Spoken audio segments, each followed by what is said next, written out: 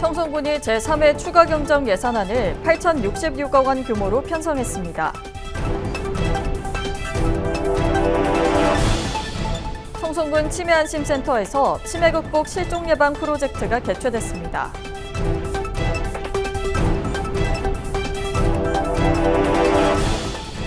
청송군의회가 제283회 임시회를 개최했습니다. 여러분 안녕하십니까? 뉴스와이드 청송입니다. 청송군은 올해 제3회 추가 경정 예산안을 596억 원 증가한 8,066억 원 규모로 편성해 의회에 제출했습니다. 이번 추경은 특별교부세, 국도비 보조금 변경분 등 세입 반영을 통한 추가 재원으로 지난 3월에 발생한 산불 피해 복구와 지역 내 시급한 현안 사업에 우선 편성됐습니다.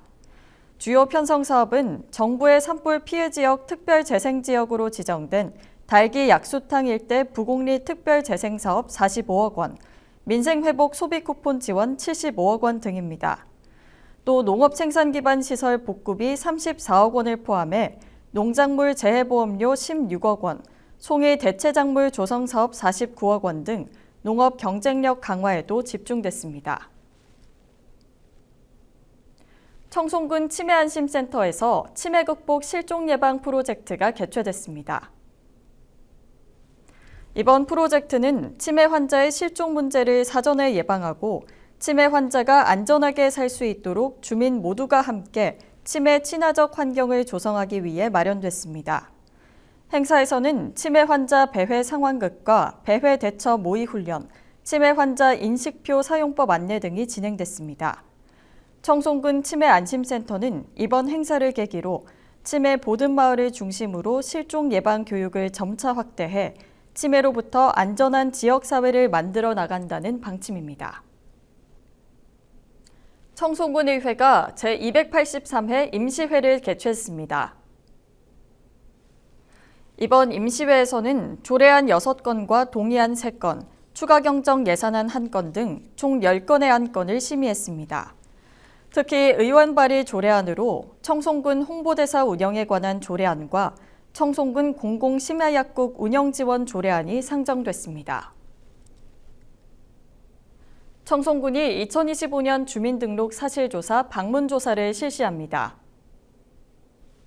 이번 조사는 정부 24앱을 통해 실시한 비대면 조사 미참여자와 100세 이상 고령자와 5년 이상 장기 거주불명자, 복지 취약계층 등 중점조사 대상을 중심으로 읍면리별 담당 공무원 등이 거주지에 방문해 확인하는 방식으로 진행됩니다.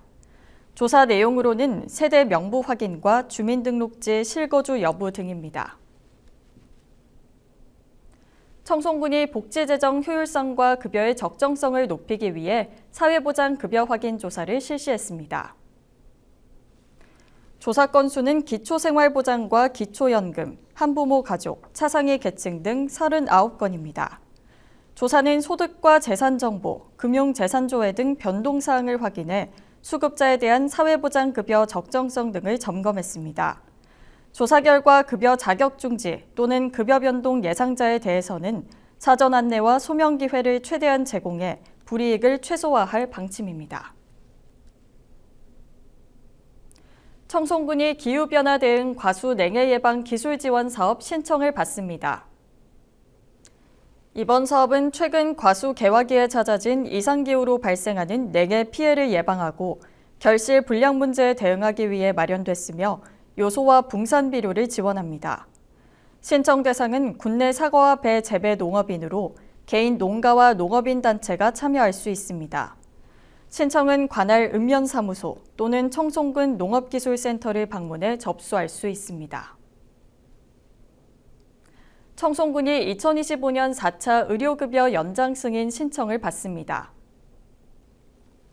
신청 대상은 의료급여 상한일 초과자 90명이며 상한 일수를 초과하여 의료급여를 받아야 할 경우 상한 일수를 초과하기 전에 사전 연장 승인을 받아야 합니다. 상한일은 일반 질환이 400일, 각 질환별 중증 질환자는 365일, 만성 질환자는 380일까지 의료급여를 받을 수 있습니다. 연장 승인은 오는 17일까지 의료급여 연장 신청서를 작성 후 제출하면 의료급여 심의위원회를 거쳐 결정됩니다. 청송군이 오는 19일까지 2025년 3분기 농업용 저수지 안전점검을 실시합니다. 이번 점검은 관내 농업용 저수지 143개를 대상으로 저수지 관리 실태와 시설 상태 등 유지 관리를 확인합니다. 또 직접 현장을 방문해 보수나 보강 등 조치 계획과 추진 사항을 점검하는 동시에 비상 연락망을 정비하고 비상 대처 계획을 수립하는 등 안전 대책을 마련할 방침입니다.